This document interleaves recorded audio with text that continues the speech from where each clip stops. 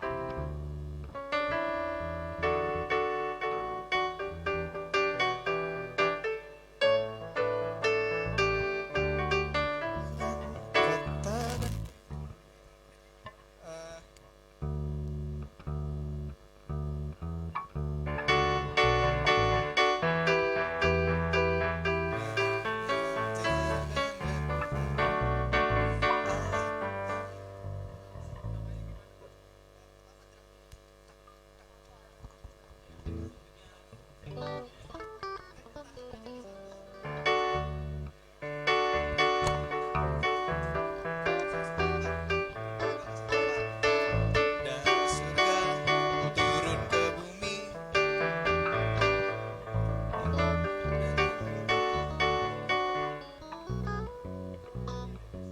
Iya, boleh. Fer, udah itu kan ya, lirik udah sip. Oke, bentar ya. Saya lupa. Oke, coba ya. Si Kojoel mana?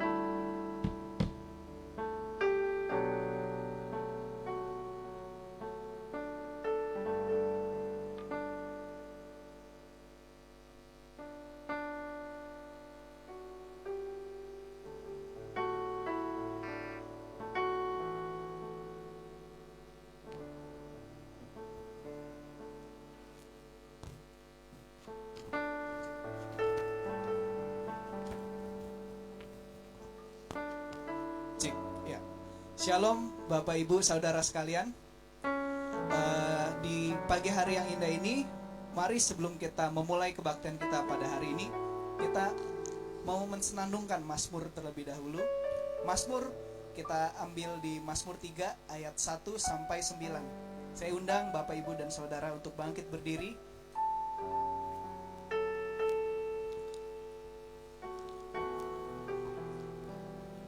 Mazmur 3 ayat 1 sampai 9. Haleluya. Nyanyian pagi dalam menghadapi musuh. Mazmur Daud. Ketika ia lari dari Absalom anaknya. Ya Tuhan, betapa banyaknya lawanku. Banyak orang yang bangkit menyerang aku. Banyak orang yang berkata tentang aku, baginya tidak ada pertolongan daripada Allah. Tetapi Engkau Tuhan adalah perisai yang melindungi aku. Engkaulah kemuliaanku dan yang mengangkat kepalaku. Dengan nyaring aku berseru kepada Tuhan, dan Ia menjawab aku dari gunungnya yang kudus. Aku membaringkan diri lalu tidur. Aku bangun sebab Tuhan menopang aku. Aku tidak takut kepada puluhan ribu orang yang siap mengepung aku. Bangkitlah Tuhan, tolonglah aku ya Tuhan. Ya Engkau telah memukul rahang semua musuhku dan mematahkan gigi orang-orang fasik. Dari Tuhan datang pertolongan, berkat-Mu atas umat-Mu. Haleluya. Saya undang untuk kembali duduk Bapak, Ibu, dan Saudara.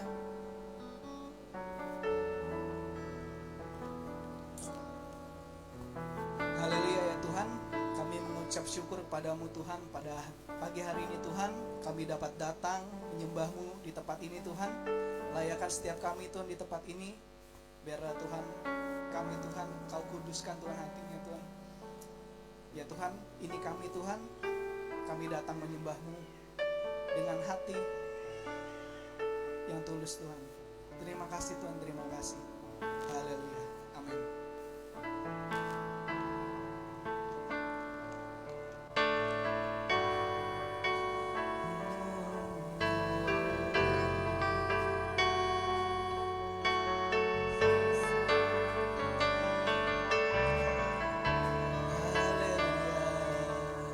Sebab Engkau Allah Immanuel, Engkau Allah yang beserta.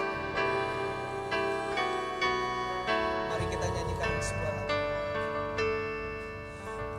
Bapakku datang dan berserah, ku nyatakan Kau yang berkuasa dalam gelap. Kau setia, Kau cahaya hidupku.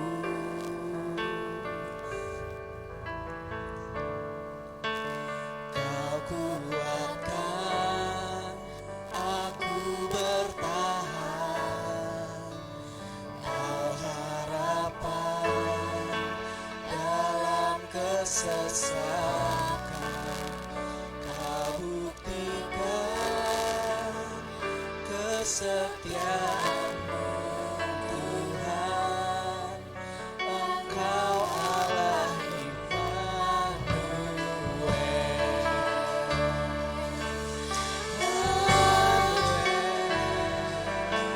Haleluya.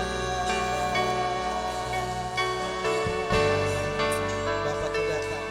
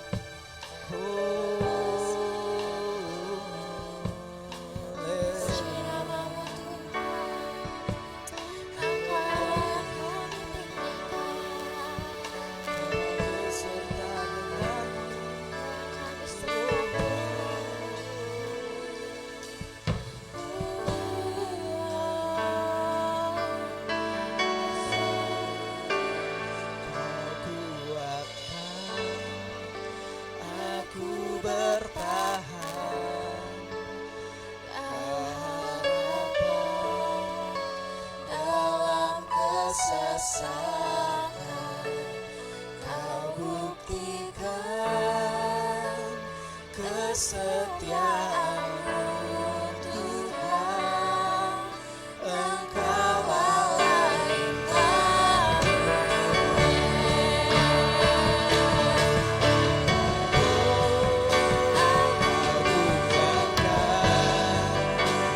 aku bertahan. Haleluya Tuhan. Dalam kesesakan Kau buktikan kesetiaan-Mu Tuhan, Engkau Allah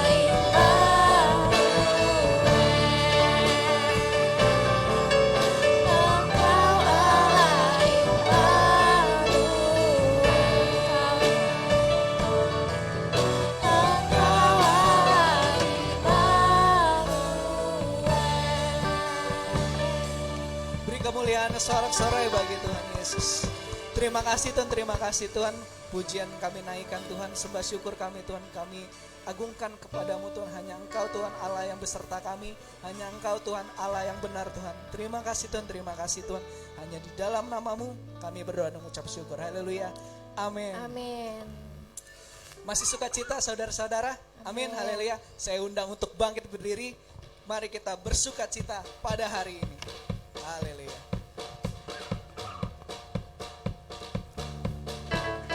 Dari surga turun ke bumi, kemuliaan Dia datang.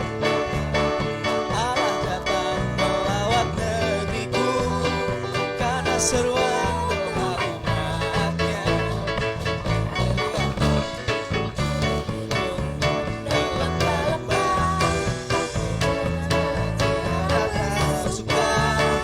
Penduduknya di desa dan di kota, semua akan jadi orang yang benar. Sukacita pujian di rumah-rumah dan tarian di jalan-jalan, kota dan penduduknya bergembira semua. Tuhan melawat negeriku. Haleluya.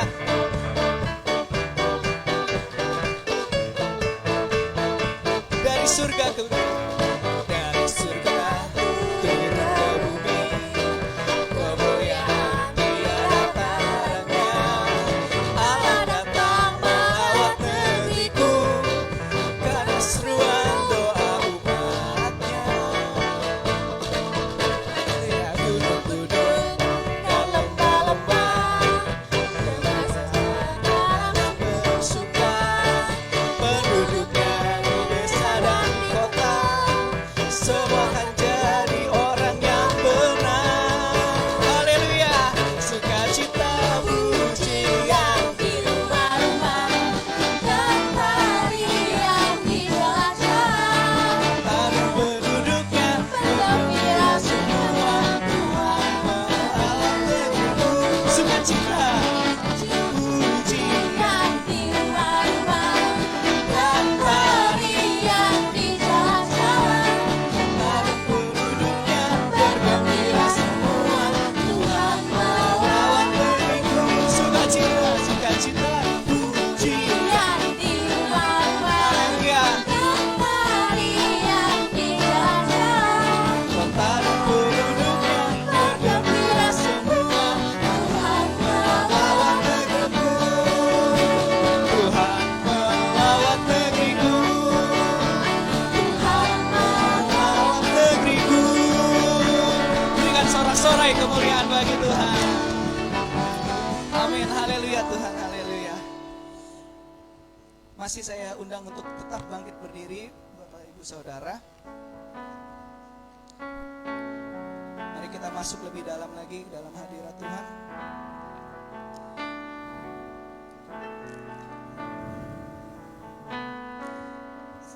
Yesus, Kau sungguh baik Tuhan.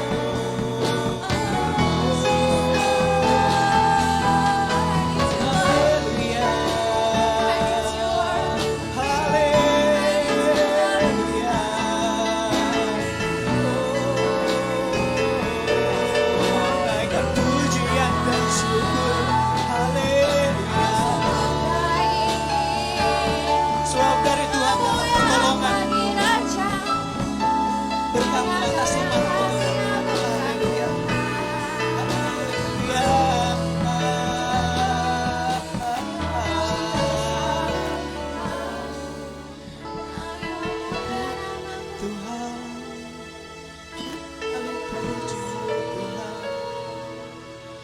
Ku senandungkan hadirat-Mu Tuhan.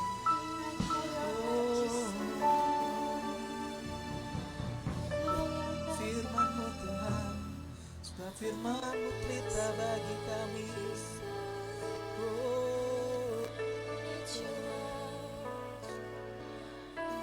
Berkuasa di bumi dan di surga. Ku naik nyanyian baru bagimu.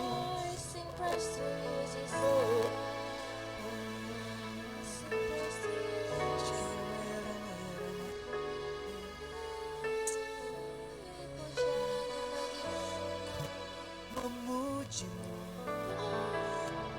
selalu puji. Ku mau menyembahmu, ku sembahmu, yang layak terima semua pujian, kemuliaan hanya bagi Tuhan. Ku mau memuji, ku selalu pujimu, ku mau menyembahmu, ku selalu Kau yang semua pujian,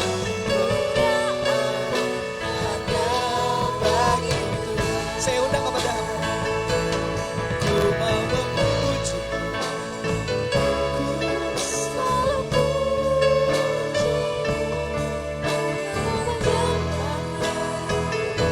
ku selalu sembahmu. Kau yang layak terima semua pujian, kemuliaan hanya bagi Tuhan.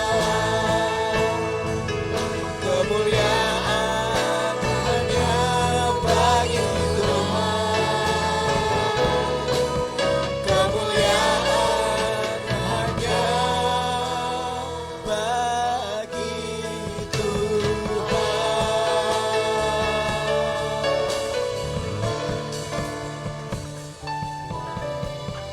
Haleluya Yesus, haleluya. Kami percaya inilah persembahan kami Tuhan. Walaupun kami tahu dalam masa-masa yang sulit kami tetap selalu menyembah-Mu. Kami tetap sujud ke hadapan-Mu Tuhan. Kami tetap memanggil nama-Mu karena Engkaulah perlindungan kami. Engkau penolong kami dan penopang kami Tuhan. Dan hari ini sempurnakan kehidupan kami Tuhan dengan kebenaran firman-Mu, sehingga kami berjalan dalam langkah-langkah iman, agar kami tahu Tuhan, ketika Engkau datang kembali ke bumi ini, Engkau akan melihat bahwa kami masih tetap memiliki iman. Amin. Di dalam nama Tuhan Yesus Kristus. Karena itu Tuhan, sempurnakan kami dengan kebenaran firman-Mu. Mari kita yang siap menerima firman bersama-sama kita katakan amin. Haleluya. Shalom, silakan duduk Bapak Ibu Saudara-saudari yang dikasih oleh Tuhan. Kasih karunia dan damai sejahtera dari Tuhan Yesus Kristus menyertai kita semua. Kita baca bersama-sama ya di dalam Mazmur pasal 121.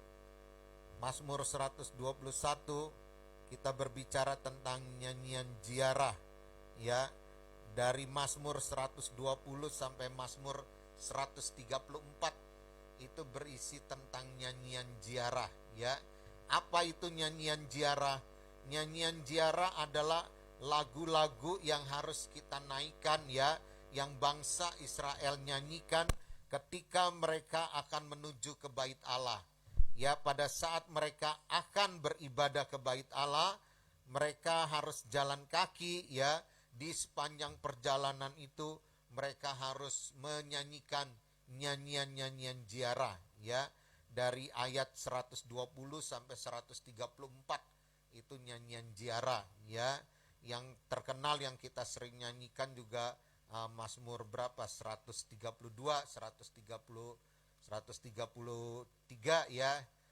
Itu semua nyanyian ziarah. Nah, hari ini kita melihat nyanyian ziarah 121 ya, 121. Mari kita baca bersama-sama. Ya, tampilkan. Mazmur 121. Mazmur 121 ya. Nyanyian ziarah. Ya, bisa nggak, dapat nggak? Kalau nggak kita lihat semua Alkitab kita sama-sama.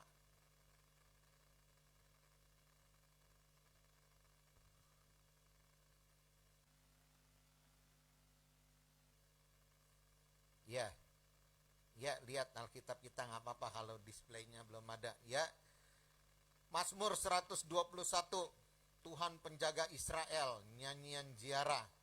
Ya, mulai ya, 1, 2, 3. Aku melayangkan mataku ke gunung-gunung. Dari manakah akan datang pertolonganku? Pertolonganku ialah dari Tuhan yang menjadikan langit dan bumi. Ia takkan membiarkan kakimu goyah. Penjagamu tidak akan terlelap.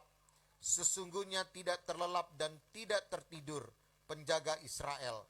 Tuhanlah penjagamu, Tuhanlah naunganmu di sebelah tangan kananmu. Matahari tidak menyakiti engkau pada waktu siang, atau bulan pada waktu malam. Tuhan akan menjaga engkau terhadap segala kecelakaan.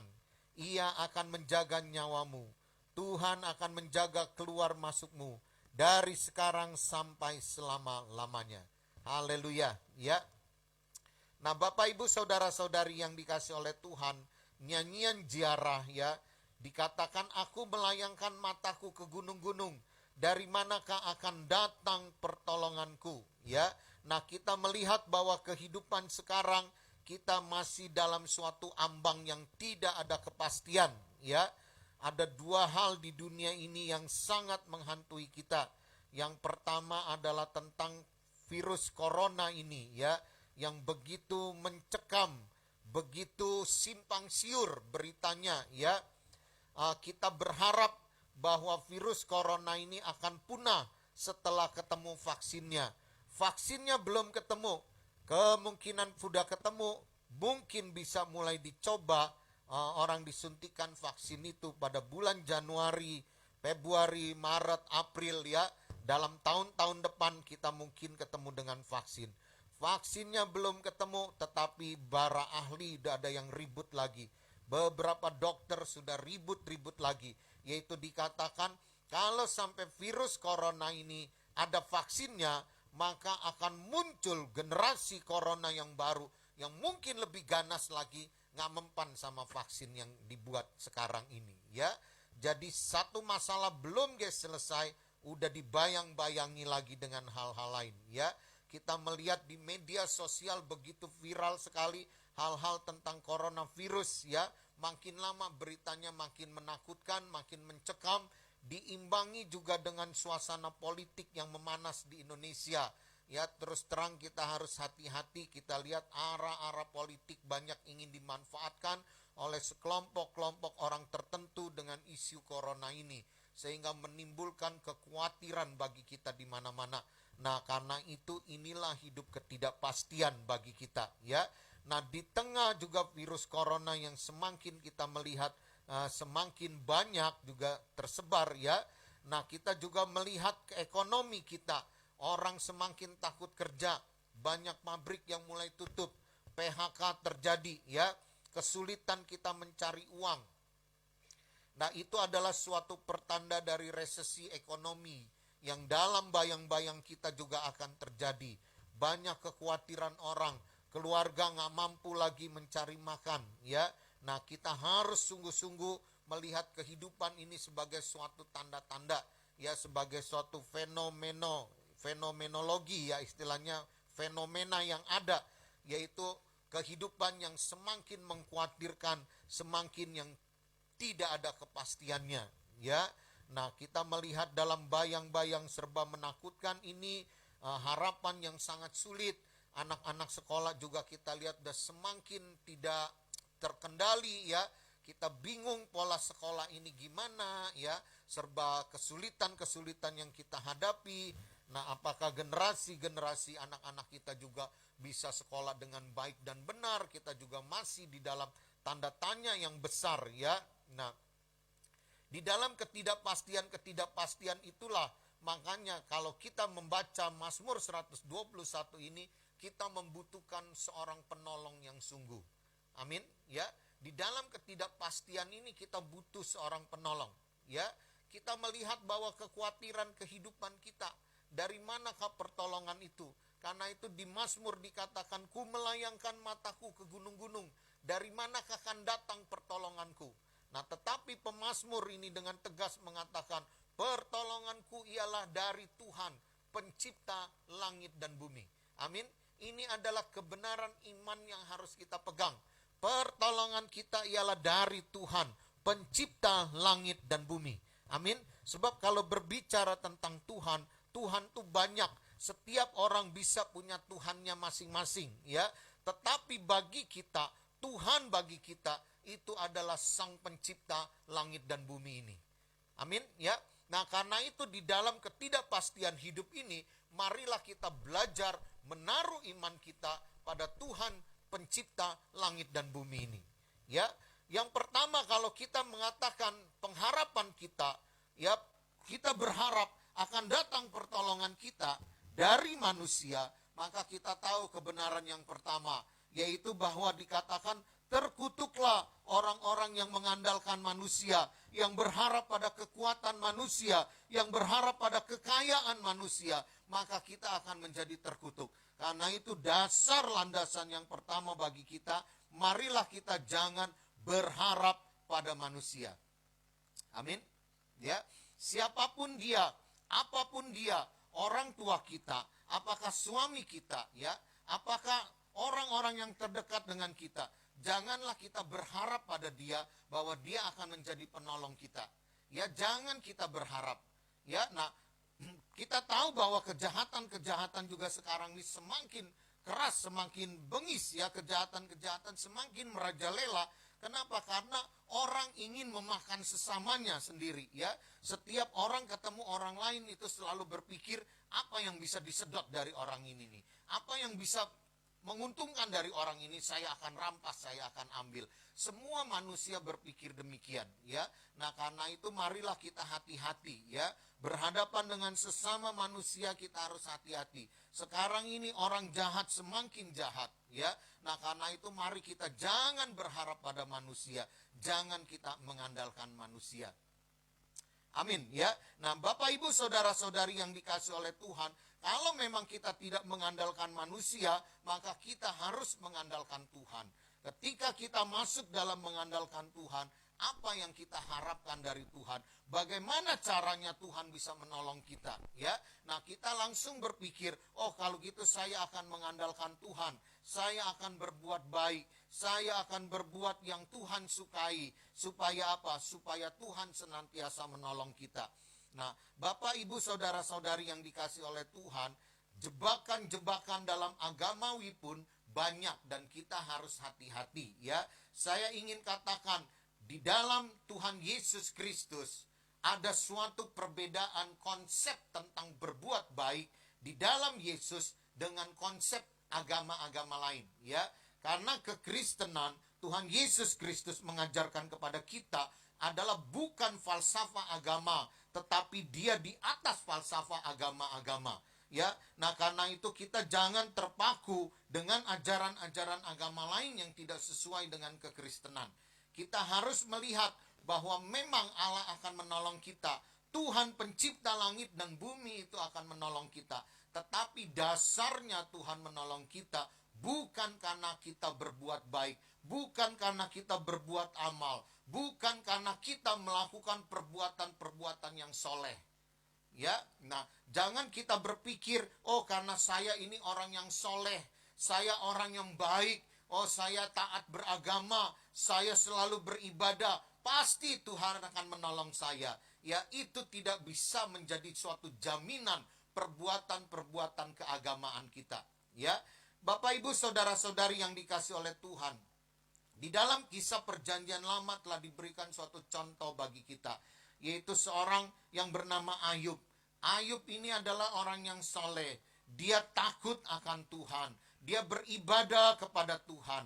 Tetapi justru di dalam peribadatannya, di dalam kesalehannya itu, Allah biarkan Ayub ini dicobai oleh iblis. Ya, bagaimana Ayub ini dalam kehidupannya menderita kesengsaraan. Ayub ini menderita kesusahan. Apa yang terjadi pada Ayub? Dikatakan bahwa dia menderita sakit penyakit. Anak-anaknya semua mati. Hartanya semua dirampok orang. Dirampas sama orang. Sampai Ayub ini menjadi miskin, sakit, dan tidak mempunyai apa-apa lagi. Padahal dia orang yang baik, dia orang yang saleh. Sampai teman-temannya pun mengatakan, kan bukannya kamu ini orang yang mengandalkan Tuhan, ya. Salah satu teman Ayub berkata, di dalam kitab Ayub pasal 4 ayat 6 dikatakan demikian, bukankah takutmu akan Allah yang menjadi sandaranmu dan kesalehan hidupmu menjadi pengharapanmu. Ya, orang yang mengandalkan kesalehan hidupnya, yang mengandalkan takut akan Tuhannya, ternyata di dalam kehidupannya pun mengalami suatu penderitaan, mengalami suatu kesusahan. Ya, nah, Bapak Ibu Saudara-saudari yang dikasih oleh Tuhan, kalau kita melihat kehidupan Ayub yang demikian, maka relevankah dengan Mazmur yang dikatakan, ku melayangkan mataku ke gunung-gunung, dari manakah akan datang pertolonganku? Ya, Ayub mungkin juga merasakan, dia mengucapkan Mazmur ini, dikatakan dari manakah akan datang pertolonganku? Tetapi pertolongan tidak datang pada Ayub. Ya, dia harus merelakan bagaimana hartanya dirampok orang. Dia harus merelakan anak-anaknya semua mati dengan cara yang tragis. Dia harus pasrah kalau dia juga menderita sakit penyakit. Padahal dia orang yang saleh. Nah, karena itu Bapak Ibu Saudara-saudari yang dikasih oleh Tuhan, di dalam kehidupan kita sebagai orang Kristen, jangan kita bangga kalau kita bisa hidup saleh. Jangan kita bangga kalau kita bisa menolong orang lain, ya. Jangan kita bangga kita bisa beramal, karena hal-hal perbuatan demikian bagi Tuhan tidak ada artinya. Amin. Loh, kok tidak ada artinya? Memang perbuatan-perbuatan demikian itu tidak menolong, ya. Karena firman Tuhan mengatakan perbuatan-perbuatan baik kita itu seperti kain kotor di mata Tuhan. Kehidupan kita orang-orang yang percaya kepada Tuhan Yesus Kristus, kita tidak hidup berdasarkan perbuatan. Kita tidak bangga terhadap perbuatan kita. Tetapi kita tahu bahwa semua kehidupan kita, anugerah kita, kasih karunia yang bisa kita nikmati dalam kehidupan ini, itu semua adalah pemberian dari Tuhan Yesus Kristus di Kalvari. Amin. Itu yang menjadi dasar bagi kita orang Kristen. Kita tidak bermegah di atas segala perbuatan kita. Ya, jangan kita berpikir, oh, saya banyak berbuat baik. Kemarin ada nenek-nenek mau nyebrang jalan susah, saya yang nyebrangin. Itu pasti perbuatan saya tercatat dalam kitab kehidupan. Itu tidak ada artinya di mata Tuhan. Ya, itu bukan perbuatan baik. Nah, kalau gitu perbuatan baik apa yang Tuhan kehendaki bagi kita? Ya, apa yang Tuhan kehendaki? Suatu perbuatan baik mana yang menjadi suatu landasan bagi kita, sehingga perbuatan ini juga akan menyertai kita sampai kepada kehidupan kekal. Di dalam Wahyu pasal 14 ayat 13 dikatakan demikian, dan aku mendengar suara dari sorga berkata, tuliskan, berbahagialah orang-orang mati yang mati dalam Tuhan sejak sekarang ini. Sungguh kata Roh, supaya mereka boleh beristirahat dari jerih lelah mereka, karena segala perbuatan mereka menyertai mereka. Ada suatu perbuatan yang betul-betul Allah catat. Ada suatu perbuatan yang sangat berkenan pada Allah. Dan Allah sendiri yang mengatakan, dan Tuhan Yesus Kristus yang meneguhkan kepada kita, yaitu perbuatan-perbuatan ini akan menyertai kita sampai kepada akhir zaman. Perbuatan ini apakah perbuatan-perbuatan agamawi? Bukan, ya. Tetapi perbuatan apa? Perbuatan-perbuatan ini adalah perbuatan-perbuatan yang Allah kehendaki, ya, yaitu perbuatan-perbuatan bagaimana kita membuat orang lain berbalik dari jalannya yang jahat, menuju kepada jalannya yang benar. Itulah yang Tuhan kehendaki, ya. Di dalam Yakobus pasal 5 dari ayat sebelumnya itu dikatakan doa orang yang benar bila dengan yakin didoakan sangat besar kuasanya, ya. Pada ayat 17 sampai 20 dikatakan demikian. Elia adalah manusia biasa sama seperti kita, dan ia telah bersungguh-sungguh berdoa supaya hujan jangan turun, dan hujan pun tidak turun di bumi selama 3 tahun dan 6 bulan. Lalu ia berdoa pula, dan langit menurunkan hujan, dan bumi pun mengeluarkan buahnya. Saudara-saudaraku, jika ada di antara kamu yang menyimpang dari kebenaran, dan ada seorang yang membuat dia berbalik, ketahuilah bahwa barang siapa membuat orang berdosa berbalik dari jalannya yang sesat, ia akan menyelamatkan jiwa orang itu dari maut dan menutupinya banyak dosa. Inilah perbuatan yang Allah kehendaki. Inilah perbuatan yang Tuhan Yesus Kristus sangat suka bagi kita orang-orang yang beriman. Yaitu perbuatan apa? Membuat orang-orang berdosa berbalik dari jalannya yang lama menuju kepada jalannya yang benar. Amin. Itu suatu perbuatan yang sangat berkenan pada Allah. Itulah perbuatan yang dicatat di dalam kitab kehidupan. Karena itu jangan kita bangga melakukan perbuatan-perbuatan agamawi. Ya, kita menolong orang, kita berbuat ini, berbuat itu, seolah-olah kita menjadi suatu kebanggaan. Tidak. Tetapi kalau kita tidak bisa membuat orang berbalik dari jalan yang sesat, perbuatan kita tidak akan ada artinya. Kita tidak diperhitungkan oleh Tuhan. Nah, karena itu hari ini mari kita mengetahui kebenaran ini yang sesungguhnya. Yaitu kalau kita rindu ada orang di sekeliling kita yang berbuat dosa, dan kita rindu dia berbalik dari jalannya yang sesat, ketahuilah bahwa Allah akan menyertai apa yang kita minta, apa yang kita harapkan dari Allah. Allah akan menolong kita, Allah akan berbuat mujizat-mujizat di keliling kita ketika kita melakukan perbuatan-perbuatan ini. Amin. Amin. Ya. Nah, karena itu tidak heran di dalam Matius pasal 28 tentang amanat agung dikatakan, aku telah menerima kuasa, segala kuasa di bumi dan di sorga telah diberikan kepadaku. Karena itu dia memerintahkan kita, pergilah ke seluruh dunia, beritakanlah Injil. Amin. Baptislah mereka, ajarlah mereka, dan ketahuilah aku menyertaimu senantiasa sampai kepada akhir zaman. Kita akan disertai oleh Allah ketika apa? Ketika kita membuat orang-orang yang berdosa, kita membuat orang-orang yang tersesat berbalik dari jalannya, maka penyertaan Allah itu akan ada pada kita. Karena itu tidak heran kalau kita mengatakan, ku melayangkan mataku ke gunung-gunung, dari manakah akan datang pertolonganku? Pertolonganku ialah datang dari Tuhan yang menciptakan langit dan bumi. Tuhan yang menciptakan langit dan bumi ini akan menyertai kita. Ketika apa? Kita berbuat, kita melakukan suatu perbuatan yang membuat orang lain berbalik dari jalan yang sesat kepada jalan yang benar. Amin. Nah, karena itu jemaat di Kedaung Wetan, saya berharap marilah dalam masa ketidakpastian ini kita jangan sampai kehilangan arah. Jangan sampai kita mengatakan, Tuhan saya butuh mujizat, Tuhan saya perlu ini, saya perlu itu. Karena hidup saya akan hancur, saya mengalami tekanan, saya takut kena corona, saya tidak ada penghasilan lagi. Semua hidup saya dalam kondisi yang tertekan Tuhan. Tetapi kalau kita tidak peduli kepada orang-orang yang berdosa supaya mereka berbalik dari jalannya, maka saya ingin mengatakan, jangan berharap saudara melihat mujizat terjadi. Jangan berharap ada pertolongan dari Tuhan terjadi dalam kehidupan saudara. Tetapi hari ini mari kita ubah pemikiran kita. Ya, kita buang pola pikir kita yang lama. Jangan lagi kita berpikir untuk kepentingan kita, untuk keuntungan kita, untuk keberhasilan kita, untuk kejayaan kita. Orang lain sebodoh amat. Maka kita adalah melakukan perbuatan-perbuatan jahat di mata Tuhan. Amin.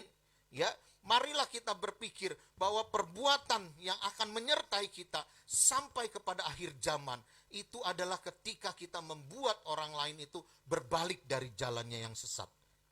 Amin. Amin. Ya, lakukan ini, jadilah teladan, jadilah contoh di tengah-tengah kita. Ya, di tengah kesulitan apapun juga kita tetap ada dalam jalan Tuhan. Kita tidak meninggalkan jalan-jalan Tuhan. Kita tidak berbuat dosa, kita tidak berbuat jahat, kita tidak memanfaatkan orang lain untuk kepentingan kita. Tetapi kita sungguh-sungguh menjadi teladan dalam kita berbuat baik, membuat orang lain bertobat. Amin. Ya, yang kedua, kalau kita melihat pertolongan Tuhan itu, kita berpikir, oh kalau begitu Tuhan akan menolong kita kalau kita juga bisa membuat ritual-ritual agamawi. Saya ingin katakan, di dalam kekristenan kita, kita tidak ada lagi ritual-ritual agama. Kita tidak ada lagi sembahyang-sembahyang khusus, ibadah-ibadah khusus, bagi kita tidak ada lagi. Ya, ritual-ritual agama itu tidak perlu bagi kita.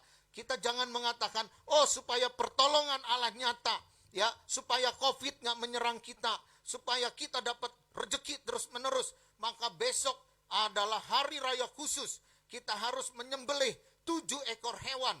Dari hewan kaki 2, kaki 3, kaki 4, kaki 5, kita akan persembahkan, yang penting jumlahnya 7. Kita buat ibadah khusus. Seolah-olah dengan ritual-ritual seperti itu, maka Allah berkenan pada kita.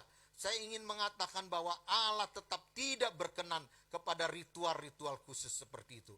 Karena bagi kita di dalam kekristenan tidak ada lagi ritual-ritualan seperti itu, ya. Jadi jangan ada, oh ini ada peribadatan khusus, ya. Kita akan menyembah, mempersembahkan kepada Tuhan.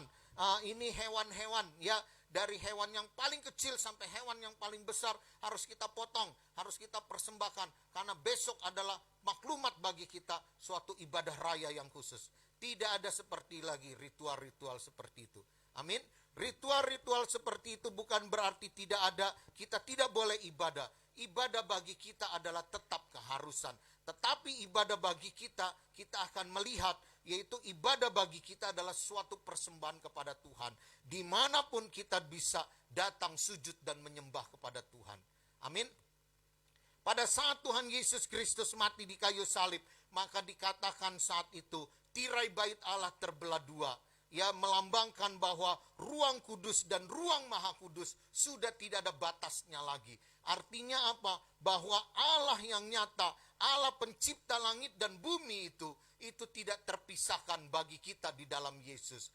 Setiap saat kita bisa datang kepada Tuhan kita. Setiap saat kita bisa sujud menyembah kepada Dia. Nggak perlu melalui ritual-ritual khusus. Nggak perlu melalui persembahan-persembahan khusus. Allah itu baru hadir. Tetapi dalam kebenaran iman kita, ketika kita sujud berlutut, kita memanggil nama Tuhan Yesus Kristus, maka Dia akan ada, Dia akan hadir, Dia akan menyatakan kuasanya, berkatnya atas kita. Tidak perlu ada ritual-ritual khusus. Amin. Dalam keadaan apapun juga, situasi dalam keadaan apapun juga kita, maka ketika kita memanggil nama Yesus, Dia akan datang, Dia akan ada pada kita. Karena itulah Mazmur ini dengan jelas mengatakan, ku melayangkan mataku ke gunung-gunung, dari manakah akan datang pertolonganku? Pertolonganku ialah dari Tuhan, pencipta langit dan bumi ini. Artinya ketika setiap saat kita sujud dan berlutut, kita memanggil nama Yesus, maka Dia akan menyatakan kuasa dan anugerahnya pada kita. Amin. Jangan kita berpikir, saya kan masih berdosa, saya banyak dosa, saya kan bukan orang kudus, saya kan orang yang selalu melakukan ini, perbuatan jahat ini dan itu. Justru saya ingin mengatakan, Yesus Kristus justru datang ketika kita masih berdosa. Ketika kita masih hidup dalam dosa, Dia mati bagi kita. Ketika kita masih menjadi manusia berdosa, kita panggil nama Dia, Dia akan datang. Amin. Amin. Ya, jangan kita berpikir terbalik. Hanya dunia, hanya agama-agama yang lain yang mengajarkan seolah-olah tunggu kita kudus dan suci, baru kita bisa memanggil nama Tuhan. Tidak, justru di dalam kekristenan, ketika kita menjadi orang berdosa, ketika kita sadar bahwa kita banyak dosanya, kita memanggil nama Yesus, Dia akan hadir bagi kita. Ya, nah karena itu kebenaran ini yang harus kita pegang. Kita jangan berpikir bahwa pertolongan dari Tuhan itu datang karena ada ritual-ritual khusus. Ada pendeta-pendeta khusus yang mendoakan. Wah, kalau Kowili yang doakan, terus terang, Tuhan Yesus nggak datang. Kalau Om Aling yang doakan, itu pun juga 50-50. Nanti datang, nanti enggak. Ya, nah itu adalah suatu pengajaran-pengajaran yang salah. Ya, nah kita harus percaya. Sebab apa? Dikatakan bahwa semuanya itu karena Roh Kuduslah yang bekerja di dalam kehidupan kita. Ya, di dalam 2 Korintus pasal 1 ayat 21 dan 22 dikatakan demikian.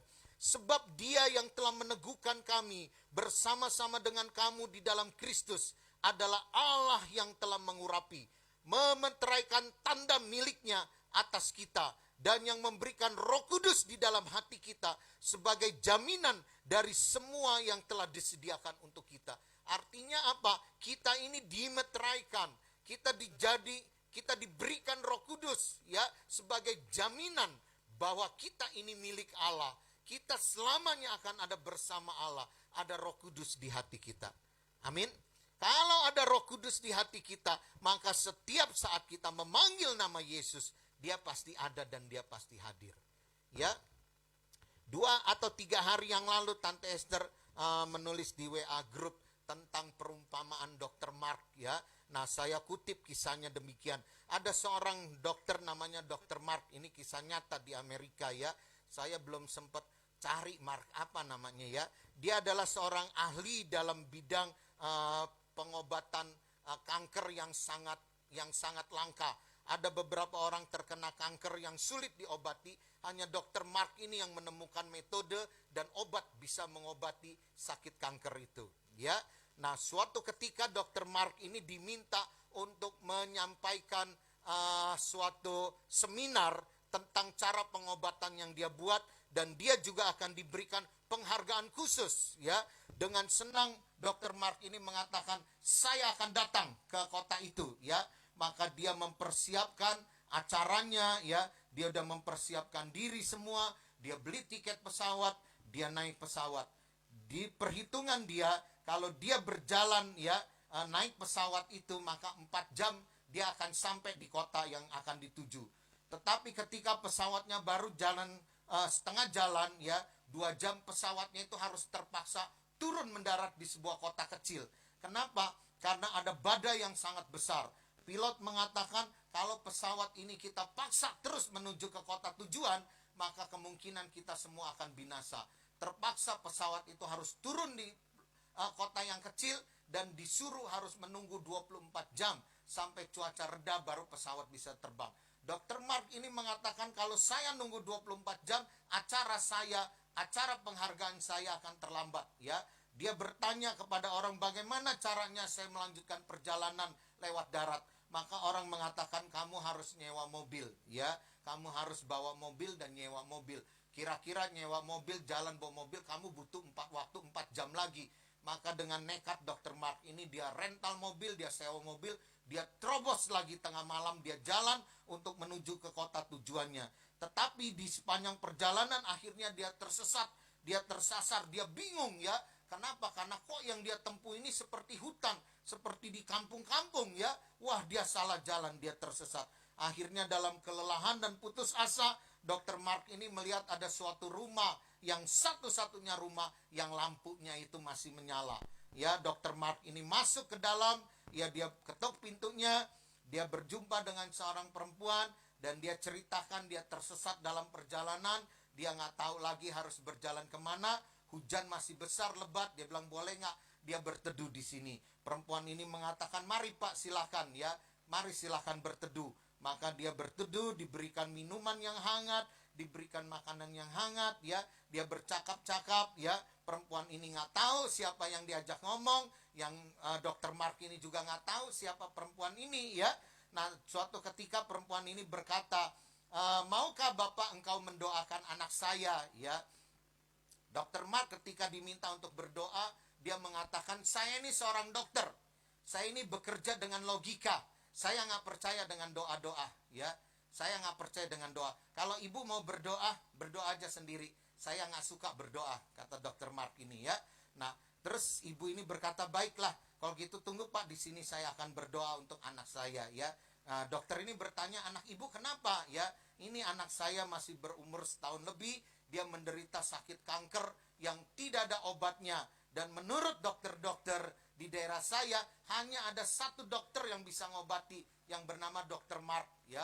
Dan saya juga nggak tahu dokter itu tinggal di mana, ada di mana, biayanya berapa, saya juga nggak tahu. Ya, bagaimana caranya saya bertemu dokter itu, duit juga saya nggak punya, nggak punya. Tetapi yang saya punya adalah saya hanya bisa berdoa kepada Tuhan, semoga anak saya ini bisa ketemu sama Dokter Mark. Ya, ketika perempuan itu berkata Dokter Mark itu, dia menangis dan dia kaget sekali. Ya, dia mengatakan, ibu, yang ibu maksudkan itu adalah saya. Ya, saya nggak ngerti bagaimana Tuhan membuat pesawat saya udah di tengah jalan harus turun landing. Ya, dan Tuhan juga, saya juga nggak ngerti bagaimana Tuhan membuat saya harus kesasar dan hanya ke rumah ibu di sini. Ya, nah bagaimana doa itu bisa mengubah keadaan, hal yang sungguh mustahil bisa terjadi, itu terjadi pada ibu ini. Ya, nah kita melihat dari manakah akan datang pertolonganku. Pertolonganku ialah dari Tuhan pencipta langit dan bumi ini. Amin. Nah, kalau Tuhan dia bisa membuat mujizat-mujizat yang tidak masuk akal seperti itu, mari kita mau mengandalkan kepada siapa lagi dalam kehidupan kita. Ya, kita melihat suatu teladan dan contoh. Allah hanya menghendaki bahwa Roh Kudus yang ada di dalam hati kita, dia itulah jaminan bagi kita, kehidupan kita. Karena itu di dalam pada masa-masa yang sulit seperti ini, saya terus menghimbau bagi kita bersama-sama, kita saling menguatkan, ya, kita saling meneguhkan. Untuk apa? Kita tidak mengandalkan manusia, kita tidak berharap pada manusia, kita tidak panik, kita tidak khawatir. Ada Roh Kudus dalam hati kita, ya, Roh Kudus yang akan meneguhkan dan menguatkan kita, karena dia dalam metrai, ya, tanda bahwa kita ini milik Kristus dan kita akan ada bersama dengan Bapa di sorga selamanya. Amin.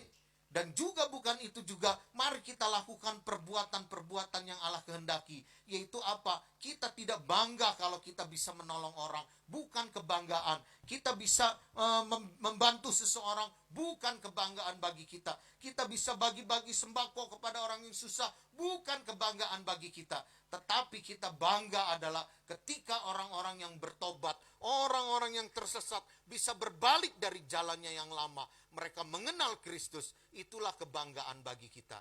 Itulah perbuatan yang Allah kehendaki. Itulah dikatakan di dalam Efesus pasal 3 ayat 20 dikatakan, kita ini buatan Allah, diciptakan dalam Kristus Yesus untuk melakukan perbuatan-perbuatan yang Allah kehendaki untuk kita lakukan. Bahkan sudah dipersiapkan sebelumnya oleh Allah.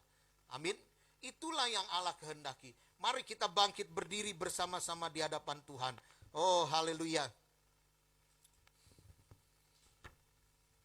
Kita akan masuk dalam sakramen perjamuan kudus pada hari ini. Kita angkat pujian, hatiku tenang berada dekatmu.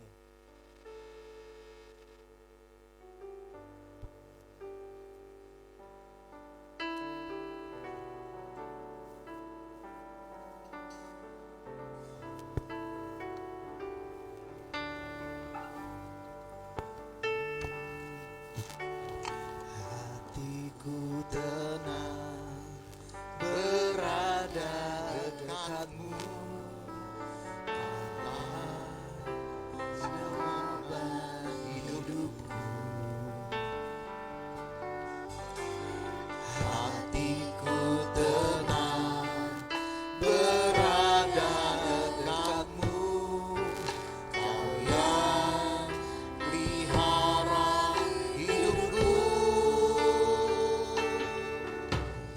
Pertolonganmu begitu ajaib, kau telah memikat hatiku.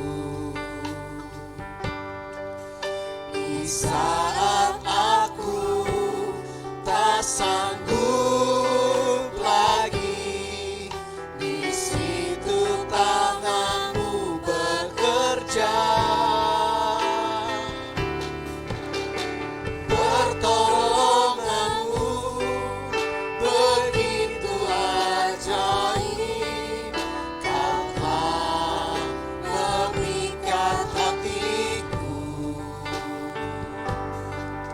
Kini mataku tertuju padamu, ku rasakan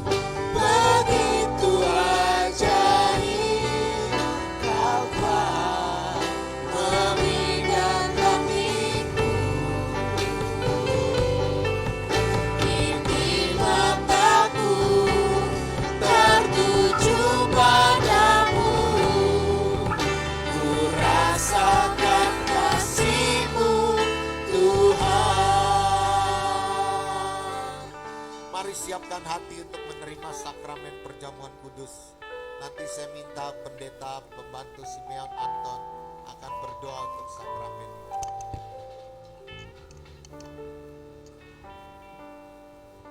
Haleluya Tuhan.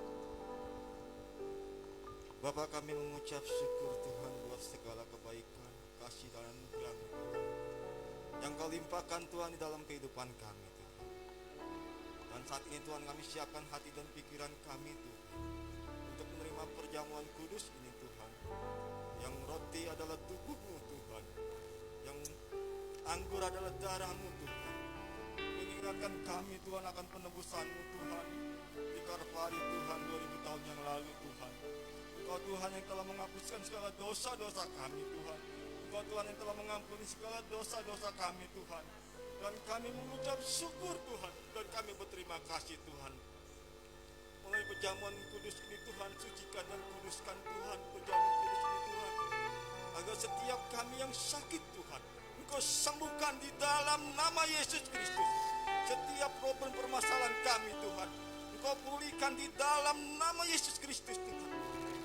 Tuhan, kami serahkan Tuhan setiap permasalahan kehidupan kami di dalam tangan-Mu Tuhan.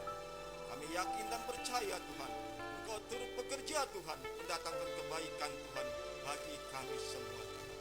Terima kasih Tuhan, kami siap menerima perjamuan kudus ini di dalam nama Yesus Kristus. Haleluya. Amin. Hatiku tenang berada dekat. Hatiku tenang berada dekatmu. Kau yang pelihara hidupku. Hatiku tenang berada dekatmu. Kau yang pelihara hidupku. Pertolonganmu begitu ajaib. Kau telah memberikan hatiku di saat aku tak sanggup lagi. Di situ tanganmu bekerja. Pertolonganmu begitu ajaib. Kau telah memberikan hatiku. Kini mataku tertuju padamu. Ku rasakan kasih-Mu Tuhan.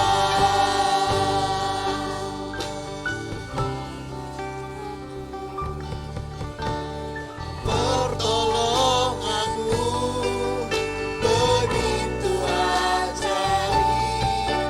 Kau telah memikat hatiku. Di saat aku tak sanggup lagi. Di situ tangan-Mu bekerja. Pertolonganmu begitu ajaib. Kau telah memikat hatiku. Kini mataku tertuju padamu. Ku rasakan kasih-Mu Tuhan.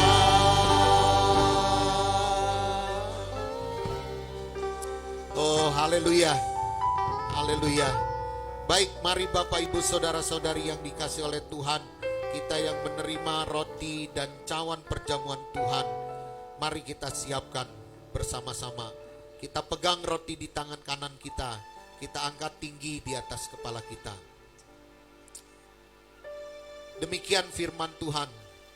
Sebab apa yang telah kuteruskan kepadamu, telah aku terima dari Tuhan, yaitu bahwa Tuhan Yesus pada malam waktu ia diserahkan mengambil roti, dan sesudah itu ia mengucap syukur atasnya. Ia memecah-mecahkannya dan berkata, inilah tubuhku yang diserahkan bagi kamu. Perbuatlah ini menjadi peringatan akan aku. Bapak, Ibu, saudara-saudari yang dikasihi oleh Tuhan, roti yang kita mengucap syukur, roti yang terpecah, yang Yesus sendiri mengatakan, inilah tubuhku. Hari ini kita yang percaya bahwa Yesus Kristus telah menyerahkan tubuhnya kepada kita untuk mati di kayu salib, dan dia telah menyatakan pengampunan dosanya, pemeliharaan yang ajaib atas kita. Dan kita yang percaya dan kita menerimanya, mari kita makan ini bersama-sama di dalam nama Tuhan Yesus.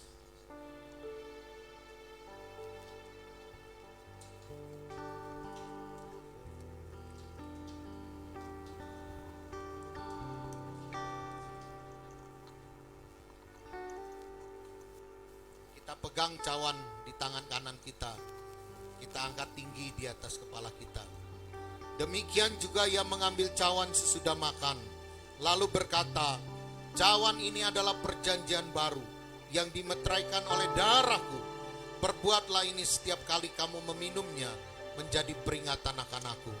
Bapak, Ibu, saudara-saudari yang dikasihi oleh Tuhan, cawan yang kita pegang dan kita mengucap syukur atasnya, ini adalah cawan perjanjian baru yang dimeteraikan oleh darah Yesus. Sehingga melalui cawan ini kita tahu Yesus berjanji, dia mengampuni segala dosa kita. Dia berjanji memelihara dan memberkati kita.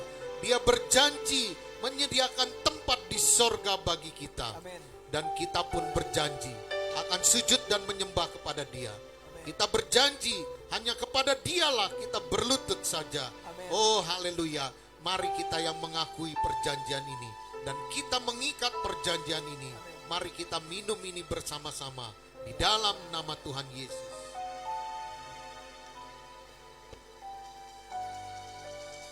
Haleluya. Mari masing-masing berdoa kepada Tuhan. Berdoalah kepada Tuhan.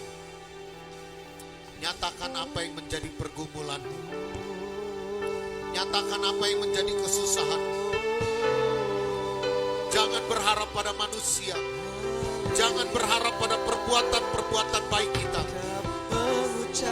Tapi berharaplah pada Kristus Yesus yang telah mati bagimu di kayu salib. Berharaplah pada Dia. Berharaplah. Mintalah pada Dia. Oh haleluya. Firman-Nya sendiri yang mengatakan, marilah engkau yang letih lesu dan berbeban berat, datanglah kepada Yesus. Dia akan memberikan kelegaan padamu. Oh haleluya Yesus. Buat kasih anugerah-Mu Tuhan. Kau dengar doa kami. Kau dengar Yesus. Engkau dengar Tuhan ratapan kami. Engkau dengar Yesus. Engkau dengar Tuhan luka kesah kami Yesus. Engkau dengar kegalauan kami Tuhan. Hanya Engkaulah Yesus. Hanya Engkaulah Tuhan. Hanya Engkaulah. Hanya Engkaulah Yesus. Kami menyembah-Mu. Kami menyembah-Mu Yesus. Kami menyembah-Mu Tuhan. Dengar doa-doa kami Yesus.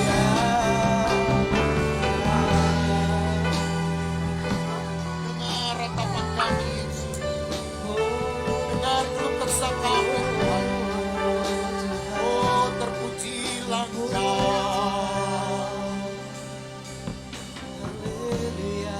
Terpujilah nama-Mu Yesus. Terpujilah nama-Mu Tuhan. Ajaiblah Engkau Tuhan.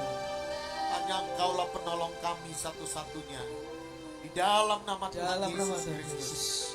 Mari kita yang diberkati bersama-sama kita katakan Amin. amin. Silakan duduk Bapak Ibu saudara-saudari yang dikasihi oleh Tuhan. pengumuman yang pertama, saya mengucapkan selamat ulang tahun kepada Johan Winata ya, yang hari ini nggak datang ya. Tadi Ibu Rita sudah didoakan ya. Yang kedua, nanti yang orang-orang umas senior yang ingin dicek gula darahnya, jangan buru-buru pulang ya. Ada di bawah alat untuk cek kadar gula. Ya, puji nama Tuhan. Yang ketiga, hari Rabu kita ada doa di tempat ini ya. Jadi yang punya kerinduan ingin berdoa di hari Rabu, boleh silakan datang. Itu saja yang ingin saya sampaikan. Mari kita bangkit berdiri bersama-sama di hadapan Tuhan. Ya. Haleluya. Kita tundukkan kepala di hadapan Tuhan. Bapa, kami bersyukur untuk ibadah kami hari ini. Kami percaya pertolongan kami hanya dari Tuhan pencipta langit dan bumi, yaitu Tuhan yang kami sembah, Tuhan di dalam nama Tuhan Yesus Kristus. Itulah kebanggaan kami, itulah kekuatan kami Tuhan. Dan ibadah kami hari ini, apapun yang kami persembahkan Tuhan, persembahan uang kolekte, persepuluhan, korban ucapan syukur, puji-pujian yang kami naikkan, penyembahan yang kami berikan kepadamu, kami percaya ini adalah ibadah kami yang sejati Tuhan. Karena itu berkatilah dan sempurnakan dengan doa berkat kami ini. Mari kita buka hati dan angkat tangan di hadapan Tuhan. Tuhan Yesus Kristus memberkati dan melindungimu. Tuhan Yesus Kristus menyinarimu dengan wajahnya dan memberimu kasih karunia. Dia juga menghadapkan wajahnya kepadamu dan memberimu damai sejahtera. Pada hari ini dengan segala kesukacitaan, bawa dan terimalah segala berkat yang terbaik yang telah diberikan oleh Allah Bapa, pencipta langit dan bumi. Allah Anak yang telah mati bagimu di kayu salib, memberikanmu pengampunan dosa, keselamatan, kehidupan kekal, sorga yang mulia. Dan Allah Roh Kudus yang ada di dalam hatimu, dialah yang membuatmu menjadi ciptaan yang baru. Dia membangkitkan manusia rohmu, karena dia adalah penolong dan penghiburmu. Di dalam nama Tuhan Yesus Kristus, kami menerima semuanya ini. Karena itu marilah kita berdoa bersama. Bapa kami yang di sorga, dikuduskanlah namamu. Datanglah kerajaan-Mu. Jadilah kehendak-Mu di bumi seperti di sorga. Berikanlah kami pada hari ini makanan kami yang secukupnya. Dan ampunilah kami akan kesalahan kami, seperti kami juga mengampuni orang yang bersalah kepada kami. Dan janganlah membawa kami ke dalam pencobaan, tetapi lepaskanlah kami daripada yang jahat. Karena Engkaulah yang punya kerajaan, dan kuasa, dan kemuliaan, sampai selama-lamanya. Amin. Tuhan memberkati.